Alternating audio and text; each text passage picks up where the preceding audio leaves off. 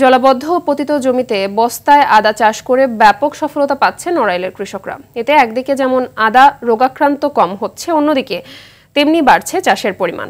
এতে স্বল্প খরচ আর অধিক লাভের জন্য আদা চাষে ঝুঁকছেন চাষিরা। নড়াইল থেকে মোস্তফা কামালের তথ্যছবিতে বিস্তারিত জানাচ্ছেন ইমরুল কায়েস।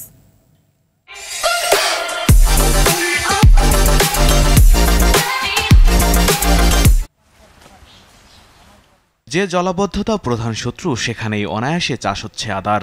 এ চিত্র নড়াইলের বামুনহাট গ্রামের কিষানী মল্লিকা রায়ের বসতভিটার পাশের। অল্প জায়গার মধ্যে 10,000 বস্তায় আদার চাষ করেছেন তিনি। সফলতার মুখও দেখছেন।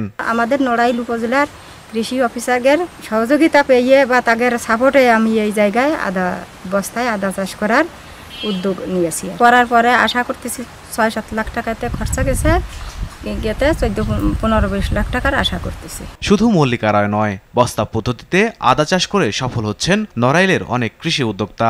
পরিত্যক্ত জমি ব্যবহারে বস্তায় আদা চাষে আগ্রহী হচ্ছেন অনেকে। উচ্চ মূল্যের ফসল 250 টাকা পাইকারি কেজি হিসাবেও মোটামুটি আশা করা যাচ্ছে যে এখানে 20 লক্ষ টাকার আদা কৃষক বা কিষানী সংগ্রহ করতে পারবে।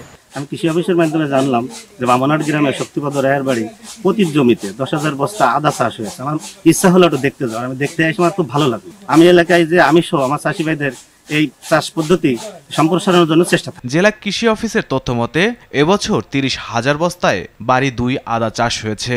এই পদ্ধতির আদা চাষে প্রতি গাছে 800 গ্রাম থেকে 1.5 কেজি পর্যন্ত আদার ফলন পাওয়া যায়। সাধারণত একটু আধা আলো ছায়াযুক্ত জায়গা পছন্দ করে, তো আমরা কৃষকদেরকে সেই সকল উপযুক্ত জমিতে আদা চাষের পরামর্শ দিচ্ছে তাদের। কিন্তু বস্তা পদ্ধতিতে আদা চাষ করার কারণে নিচে পানি থাকার পরেও গাছগুলো এখনো সতেজ আছে এবং আমরা আশা করছি যে প্রবল বর্ষণ হতে সত্ত্বেও এখানে কৃষক আর্থিকভাবে লাভবান হবে এবং উপযুক্ত ফলন পাবেন। বস্তা পদ্ধতিতে আদা চাষে কৃষকদের প্রশিক্ষণ ও ঋণের ব্যবস্থা করলে আদা চাষে আগ্রহ বাড়বে আশা সংশ্লিষ্টদের।